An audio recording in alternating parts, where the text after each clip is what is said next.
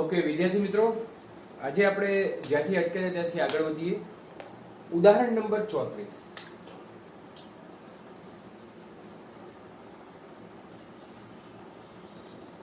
જો 34મું ઉદાહરણ છે એની રકમ આ રીતે છે.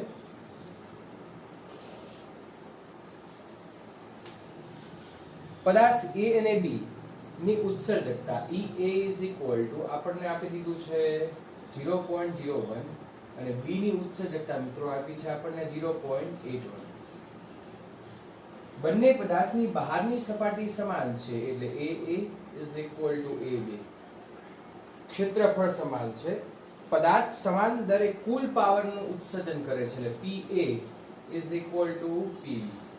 કુલ પાવર એટલે બંને જે ઉત્સર્જિત ઊર્જા છે પર યુનિટ એરિયા પર unit time, this is called power. અને લેમ્બડા બી એ બી માંથી મહત્તમ સ્પેક્ટ્રલ ઉત્સર્જનની તરંગ લંબાઈ લેમ્બડા બી એટલે લેમ્બડા બી છે એ બી ની તરંગ લંબાઈ છે અને લેમ્બડા એ છે એ એ ની તરંગ લંબાઈ છે. ઓકે મિત્રો, જે ડેટા આપ્યા છે એ આપણે ડેટા મેળવીને આગળ વધીએ. તેમની વચ્ચેનો તફાવત lambda B minus lambda A is equal to આપણને આપ્યું છે 1×10⁻⁶ મીટર. ઓકે, અને જો એ નું તાપમાન 5802 કેલ્વિન હોય એટલે એ નું તાપમાન કેટલું આપ્યું છે મિત્રો આપણને TA બરાબર 5802 કેલ્વિન હોય તો બી નું તાપમાન મેળવવું એટલે ટીબી મેળવવું છે આપણે અને લેમ્બડા બી પણ મેળવવું છે. ઓકે, એટલે બી માટે આપણે તાપમાન નક્કી કરશું મિત્રો, બી માટે આપણે તરંગ લંબાઈ નક્કી કરશું. પહેલા તો જે શરત અહીંયા આપી છે એ શરતને આપણે ધ્યાનમાં લઈએ. બંનેનો કુલ ઉત્સર્જન પાવર છે એ કેવો છે મિત્રો? સમાન છે. ઉત્સર્જન પાવર એટલે QA/T is equal to QB/T. TT થઈ ગયા કેન્સલ. QA બરાબર શું આવશે મિત્રો? સિગ્મા EA, એ બદલાય છે. ઓકે, અહીંયા આવશે TA⁴ T into T તો ક્યાં જતી રહે? છેદમાં. ક્ષેત્રફળ આવશે એ તો સમાન છે. Sigma EB TB⁴ AB. ક્ષેત્રફળ સમાન છે મિત્રો, સિગ્મા પણ સમાન છે કારણ કે આપણને સિગ્મા એક જ દ્રવ્ય આપેલું છે, બરાબર ને? અહીંયા આપણને સમાન બંનેને કુલ ઉત્સર્જન પાવર પણ કેવો છે? સમાન છે. ઓકે, ઈ આપણે કામ છે T અને E વચ્ચેનું આપણે મેળવવું છે. જો અહીંયા આ પણ શરત આપી છે, એ શરતનો ઉપયોગ પણ તમે કરી શકો છો. ઓકે, તો અહીંયા આપણે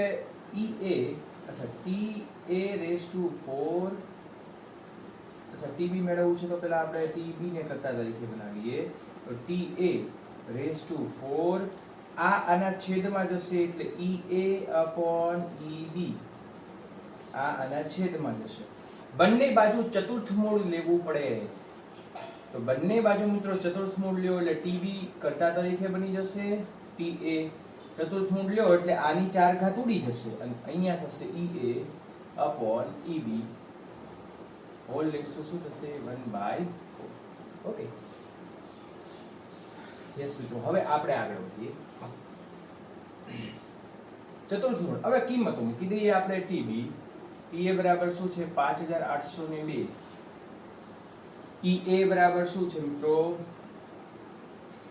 0.01 એના છેદમાં 0.81 હોલ રેઝ ટુ 1/4. 1/4 નો હિસાબ કેમ કરવાનો શીખવાડ્યું છે મેં. આમ કરવું પડે ને. 5802 0.01 0.81 1/2 and whole raised to 1/. Okay, બે વખત વર્ગમૂળ લેવું પડે. 0.01 છે આમ છે ને આના છેદમાં 0.01 ના છેદમાં 0.81 અને હોલ રેઝ ટુ 1/4. હિસાબ કરો, બે વખત વર્ગમૂળ કરવાનું છે અને પછી આ 5802 સાથે આપણે ગુણાકાર કરશું મિત્રો તો જવાબ છે એ આપણો આવશે TB બરાબર 1934 કેલ્વિન આ બી નું તાપમાન આવશે મિત્રો. સમજ પડી ગઈ? ઓકે. હવે તરંગ લંબાઈ મેળવવા માટે મિત્રો આપણે લેમ્બડા ઇઝ ઇક્વલ ટુ વિનના સ્થાનાંતરના નિયમનો ઉપયોગ કરશું મિત્રો. લેમ્બડા ટી બરાબર બી થાય. તો લેમ્બડા એ ટી એ બી તો અચળ જ રહેવાનો છે. લેમ્બડા બી ટી બી એ પણ અચળ રહેવાનો છે મિત્રો.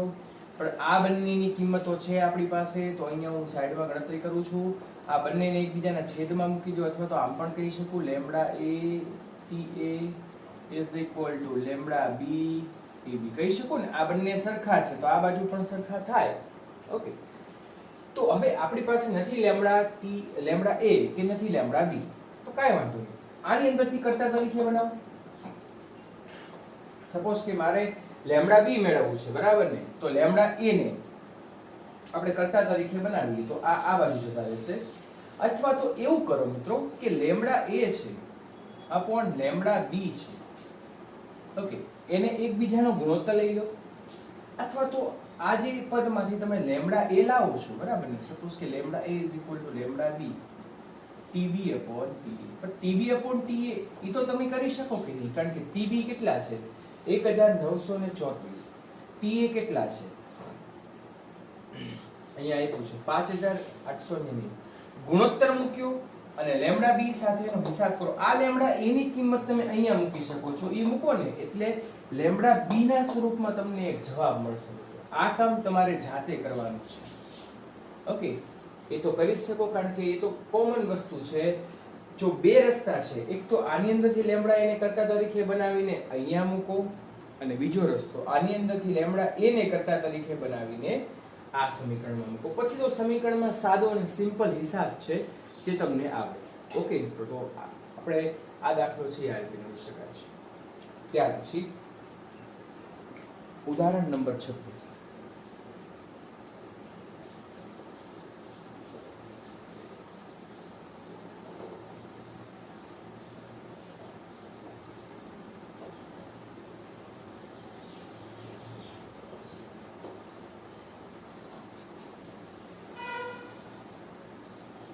ઓકે,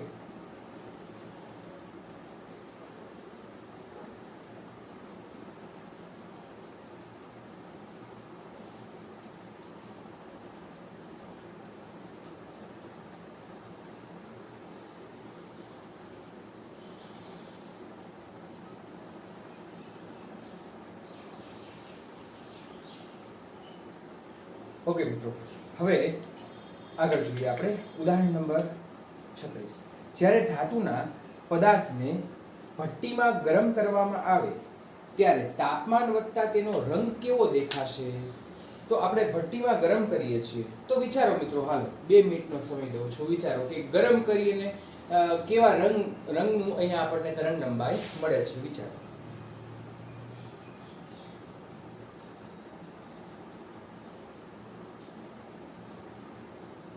તો વિચારમાં આપણને આ રીતે ખબર પડે કે ટી ચલે છે શું થાય 1 લેમ્બડા.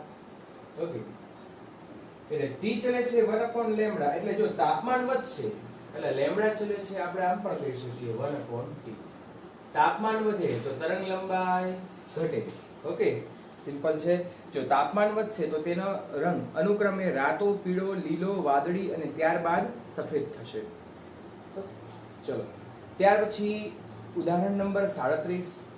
એ તો બધાને આવડે, બરાબર ને? ઉદાહરણ નંબર 37 માં એટલું બધું કંઈ ખાસ છે નહીં, વાંચી લેવાનું છે. એમાં વાહક સળિયામાંથી ઉષ્માનું વહન થતું હોય ત્યારે સ્થાયી ઉષ્મા અને તાપમાન પ્રચલનની વ્યાખ્યા આપો, જે આપણે થિયરી ભણાવી ત્યારે તમને દઈ દીધી છે વ્યાખ્યા. ત્યાર પછી ઉદાહરણ નંબર 38. ઓકે,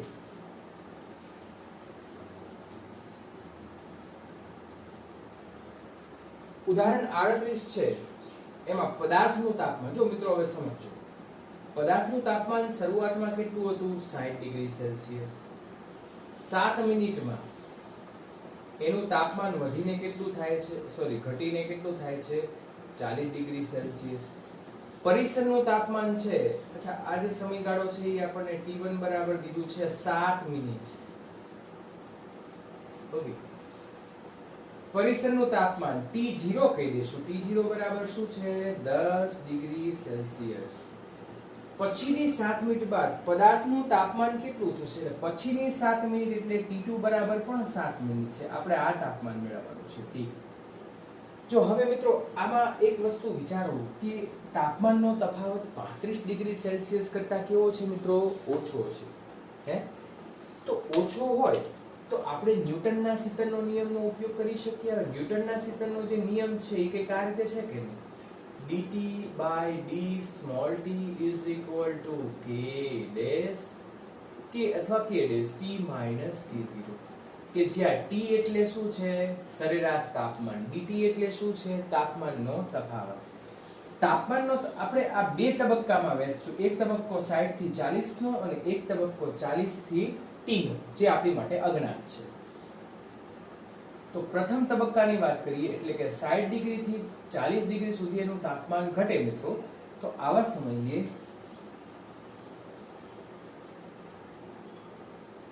અહીંયા આ સૂત્રનો ઉપયોગ dt, હવે હું સીધું કામ કરું છું. dt એટલે તાપમાનનો તફાવત 60 40.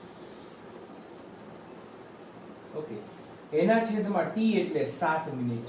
મિનિટમાં જવાબ મેળવશું k ડેશ. આ છે એ સરેરાશ તાપમાન એટલે 40 પ્લસ 60 એટલે 100, 100 ભાગ્યા 2 એટલે 50. કેમ આવ્યું ખબર પડી મિત્રો? 40 પ્લસ 60 એટલે 100, 100 ભાગ્યા 2 એટલે 50 માઇનસ T0. ઓકે, તો 60 માઇનસ 40 એટલે 20, 20 ના છેદમાં 7 is equal to k dash 50 minus T0. Okay, હવે k dash 20 ના છેદમાં 7. અચ્છા, T0 બરાબર સરાઉન્ડિંગ ટેમ્પરેચર, આજુબાજુનું જે પરિસર છે એનું તાપમાન આપ્યું છે. તો અહીંયા 10 કરી નાખીએ, અહીંયા પણ 10 કરીએ. તો 50 માઇનસ 10 એટલે શું થાય મિત્રો? 40. તો છેદમાં થશે 40 એટલે 2 આ થશે 1 ના છેદમાં 14. ખબર પડી મિત્રો? કેટલું સિમ્પલ છે. હે, ન્યૂટનના શીતળના નિયમમાં ખાલી સૂત્ર જ યાદ રાખવાનું છે, બાકી બીજું કાંઈ યાદ નથી રાખવાનું મિત્રો. ઓકે, તો આ k ડેશ બરાબર આપણને મળ્યા 1/40. ચલો મિત્રો બીજા તબક્કાની વાત કરીએ. તો બીજો તબક્કો છે એ 40 degree Celsius to t degree Celsius. હવે બીજો ધ્યાન રાખજો મિત્રો કે આમ તમે જાઓ છો તો તમે અહીંયા શું કર્યું? તાપમાનના તફાવતમાં 60 માઇનસ 40 કર્યું કે? તો અહીંયા 40 માઇનસ t કરવાનું, છૂટ છે તમને. પણ તમે જો 40 માઇનસ 60 કર્યું હોત અહીંયા, તો અહીંયા t માઇનસ 40 કરવાનું. એટલે સિક્વન્સ જાળવવાની. સિક્વન્સ બદલશો ને તો માઇનસ પ્લસ ની નિશાનીની ભૂલ આવશે, સરવાળો બાદબાકીમાંય ભૂલ આવશે, તો જવાબ ખોટો આવશે. બરાબર ને મિત્રો? આપણે બધા હોશિયાર છો મારા વાલા વિદ્યાર્થીઓ. ચલો, dt બરાબર તાપમાનનો તફાવત 40 માઇનસ t. આપણને જે બીજો સમયગાળો દીધો છે એ પણ 7 મિનિટ છે. is equal to k dash. આ તો અચળ છે. અહીંયા તાપમાન, એવરેજ તાપમાન 40 પ્લસ t બાય અને માઇનસ પરિસરનું તાપમાન કેટલું છે? 10. 40 minus t divide by 7. k dash બરાબર કેટલું લાવ્યા છે મિત્રો આપણે? 1/40. બે સામેની બાજુ 20, 40 માઇનસ 20 એટલે 20, 20 પ્લસ t ડિવાઇડ બાય 2. લસા લીધો આપણે મિત્રો સામે. હા, ઓકે. હવે આપણે શું કરશું? 7 2 14. તો 40 માઇનસ t 2 ગુણ્યા 2 એટલે 4, 20 પ્લસ t અહીંયા 4. આ 4 સામેની બાજુ ગુણાય એટલે 160 માઇનસ 40, 20 પ્લસ t. આ બાજુ જશે, આ બાજુ આવશે તો 140 5 into t. ઓકે, તો t is equal to આપણે જે અજ્ઞાત તાપમાન હતું એ આપણને 140 ના છેદમાં 5 5 2 10. ઓકે, અને 5 8 40 એટલે 28. T બરાબર તાપમાન કેટલું મળશે ડિગ્રી સેલ્સિયસમાં છે એટલે સેલ્સિયસમાં થશે. ઓકે મિત્રો આવડે આ ન્યૂટનના શીતળના નિયમ પર આધારિત દાખલો છે. 2 મિનિટનો સમય આપું છું, ગણી જાઓ. ઓકે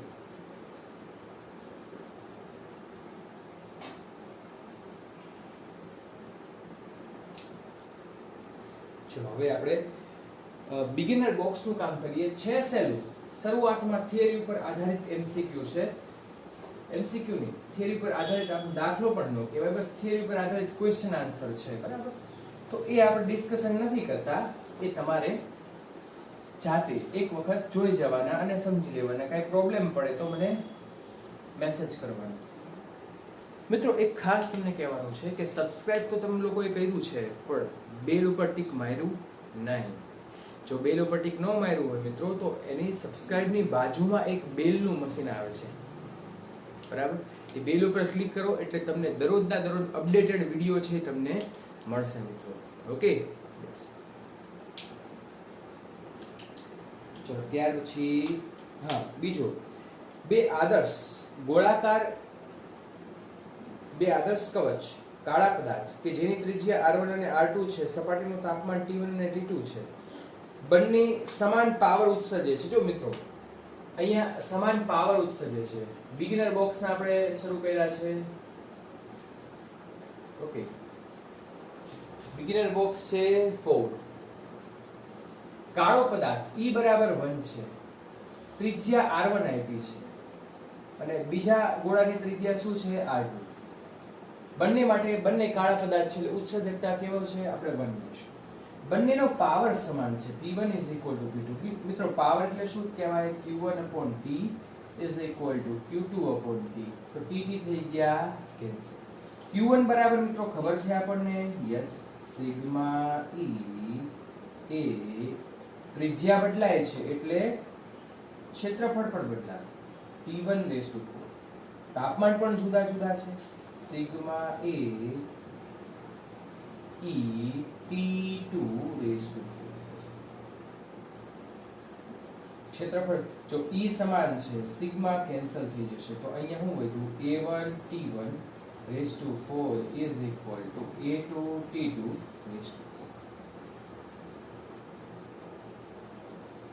હવે આપણને ગોળાકાર કવચ દીધી છે. હવે મિત્રો તમે મને એમ કહો કે કવચ બરાબર જેનો અંદરનો ભાગ ઓલો હોય એનું ક્ષેત્રફળ કેટલું, તો તમે લોકો મને કહેશો કે સર ક્ષેત્રફળ A1 બરાબર થશે 4πr1², ક્ષેત્રફળ A2 બરાબર થશે 4πr2². ઓકે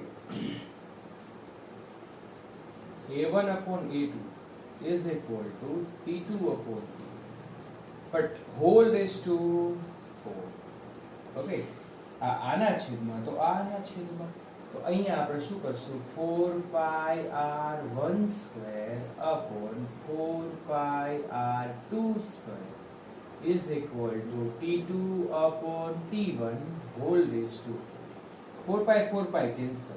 બસ મિત્રો હવે શું કરવાનું છે, જો આપણને એવું કીધું છે T1/T2 એટલે શું, તો T1/T2. અચ્છા ચતુર્થ મૂળ લેવું પડે બંને બાજુ, કારણ કે મારે 4 ઘાત ઉડાડવી છે. 2 ઘાત ઉડાડવી હોય તો વર્ગમૂળ લેવું પડે, 3 ઘાત ઉડાડવી હોય તો ઘનમૂળ લેવું પડે, 4 ઘાત ઉડાડવી હોય તો ચતુર્થ મૂળ લેવું પડે. તો લઈ લઈએ આપણે આ R1/R2 T1/T2 છે ને, તો આને ઉલટાવવું પડે ને, આ ઉપર લઈ જાવ નીચે, તો આને પણ એ જ કરવું પડે. તો R2/R2 પણ મિત્રો હોલ સ્ક્વેર છે અને હોલ રેઝ ટુ અહીંયા આપણે ચતુર્થ મૂળ લેશું તો 1/4 થાય, તો ઘાત ઘાતને કેન્સલ કરો, તો અહીંયા આ રીતે થશે T1/T2 is equal to R2/R1 whole raised to 1/2. Okay મિત્રો થઈ ગયું ક્લિયર? તો આ આપણો જવાબ છે. વર્ગમૂળમાં પણ દર્શાવી શકો છો.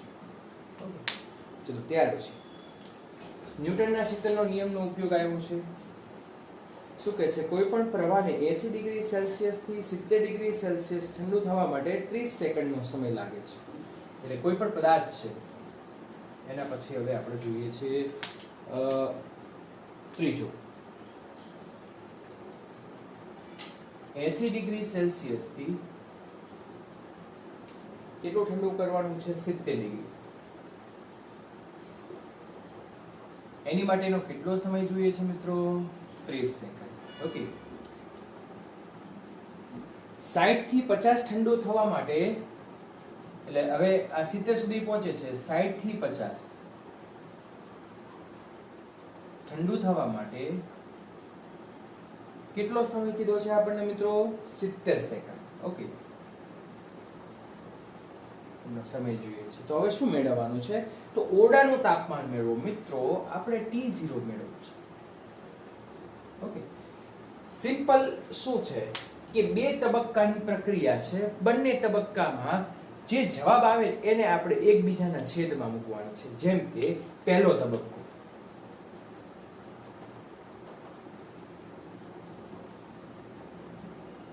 પ્રથમ તબક્કો કયો છે? 80 થી 70 ડિગ્રી સેલ્સિયસ છે. ઓકે, 80 થી 70 ડિગ્રી સેલ્સિયસ આપણે કામ કરીએ તો અહીંયા, અચ્છા, આપણું સૂત્ર બધાને યાદ છે, dt/d small t is equal to k dash બ્રેકેટમાં t minus t0. તો dt એટલે તાપમાનનો તફાવત. હવે હું સીધું કામ કરું, 80 minus 70 એટલે 10 એના છેદમાં સમયગાળો 30 is equal to k dash. ચલો, t એટલે સરેરાશ તાપમાન 80 plus 70 150, 150 ભાગ્યા 2 એટલે 75. અને માઇનસ અહીંયા શું થશે? T0. મારે T0 મેળવવું છે, ઓરડાનું તાપમાન નક્કી કરવાનું છે. તો અહીંયા 1/3. ચલો, બીજો તબક્કો,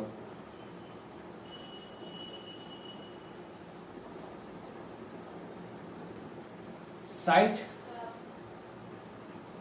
10 ના છેદમાં 70. ઓકે, આ બંનેના તાપમાનનો તફાવત 10 is equal to k dash. બંનેનો સરવાળો 110 ભાગ્યા 2 એટલે 55 માઇનસ શું થશે? T0. એકબીજાના છેદમાં મૂકી દઈએ 1 અને 2. 1 ભાગ્યા 2 લેતા જો. હવે ધ્યાન રાખજો,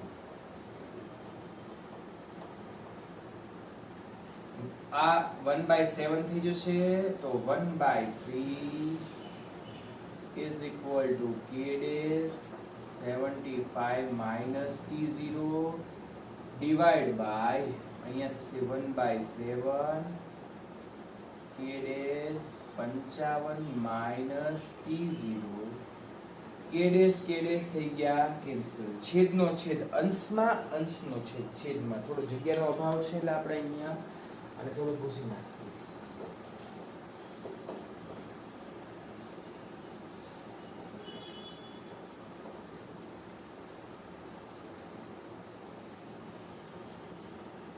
ચલો આગળ વધીએ આપણે મિત્રો. ક્રોસ ગુણાકાર કરો. આ 7 ના છેદમાં 3 is equal to 75 minus T0. 55 minus T0. Cross ગુણાકાર કરો તો 55 ગુણ્યા 7 minus 7T0 is equal to 75 ગુણ્યા 3 minus 3T0. ઓકે, 55 ગુણ્યા 7 ઝડપથી કામ કરીએ. 7 × 5 = 35, 385 minus 7T0 is equal to 15 અને 225 બરાબર.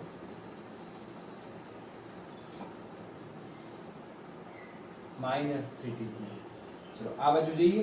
આમ 385 minus 225 is equal to, આ બાજુ આવો તો +7 એટલે 4T0. 385 minus 225 મિત્રો, એટલે અહીંયા આપણે હિસાબ કરીએ તો 0 6 1 is equal to 4T0. તો T0 is equal to 160 minus 4 એટલે અહીંયા આવશે 40 ડિગ્રી સેલ્સિયસ. ઓકે, છે મિત્રો ગણતરી સહેલી, આમ કઈ અઘરું જેવું લાગે? સિમ્પલ છે. સૂત્ર આવડતા હોય તો બધી જ વસ્તુ તમને આવડશે. બરાબર. ઓકે,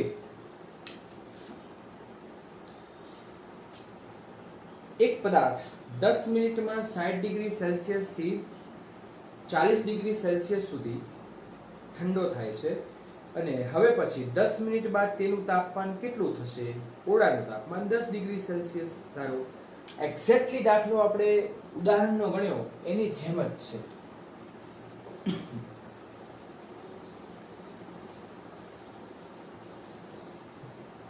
જો મિત્રો થોડું વિચારો તમારી જાતે.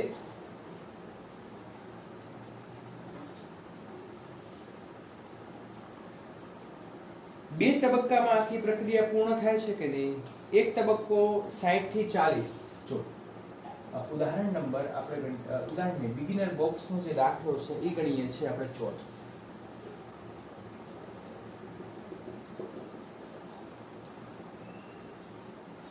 એક પદાર્થ 10 મિનિટમાં 60 ડિગ્રી સેલ્સિયસ થી 40 ડિગ્રી સેલ્સિયસ સુધી ઠંડો પડે છે.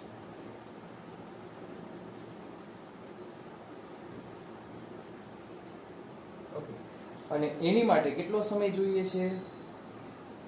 10 મિનિટ. ઓકે, પછી એ પદાર્થ 10 મિનિટમાં તેનું તાપમાન કેટલું થશે? ઓકે, ઓરડાનું તાપમાન T0 છે. હવે 10 મિનિટ પછી એનું તાપમાન કેટલું થશે? એટલે આ 10 મિનિટનો સમયગાળો છે અને પછી એનું તાપમાન કેટલું થશે? T મેળવવાનું છે. તો બે તબક્કામાં પ્રક્રિયા પૂર્ણ કરી. હવે ઝડપથી કામ કરું છું. પહેલા તાપમાનનો તફાવત 20, સમયગાળો 10. અહીંયા K' બંને તાપમાનનો સરેરાશ 100 ભાગ્યા 2 50 માઈનસ ઓરડાનું તાપમાન કેટલું છે? 10. એટલે 50 માઈનસ 10 એટલે સીધો જ હિસાબ કરી નાખું છું 40. ઓકે, K' ને કરતા તરીકે બનાવો મિત્રો. તો K' ઇઝ ઇક્વલ ટુ 2/40 આવશે એટલે 1/20. ઓકે, ત્યાર પછી બીજો તબક્કો. ચલો બીજા તબક્કાનું કામ કરીએ તો 40 માઈનસ T એના છેદમાં 10 K' 40 પ્લસ T સરેરાશ લેવાનું ને મિત્રો ભાગ્યા 2 માઈનસ શું થશે? T0. હવે K' બરાબર આપણી પાસે છે યસ 10. K' બરાબર શું છે? 1/20. આને સામેની બાજુ લઈ લ્યો. સરાઉન્ડિંગ તાપમાન કેટલું છે મિત્રો આપણું? યસ 10 આપેલું છે. તો અહીંયા આપણે લઈએ છીએ 10. બે લસા સામેની બાજુ લઈ લો. 20 40 માઈનસ 20 એટલે 20 plus T divide by. Okay, અહીંયા થશે 2 ગુણ્યા 2 એટલે 4. E4 સામેની બાજુ ગુણાય એટલે 160 minus 4T is equal to 20 plus T.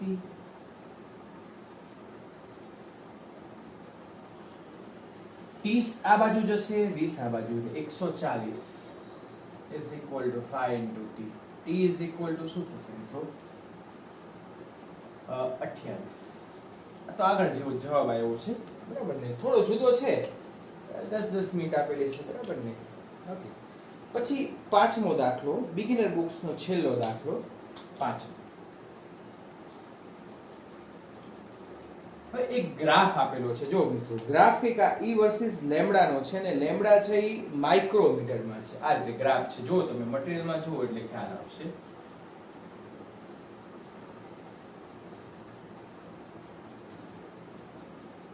બરાબર, તો આ જે ગ્રાફ છે એમાં લેમ્બડા માઇક્રોમીટર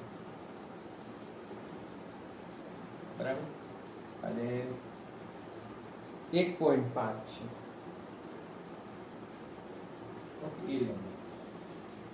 તો આપણને કીધું છે કે તાપમાન કેટલું. તો એક વસ્તુ છે કે મહત્તમ સ્પેક્ટ્રલ એનર્જી હોય ત્યારે તાપમાન કેટલું હોય વધારે? કારણ કે E ચલે છે T⁴, અધરવાઇઝ E ચલે છે T.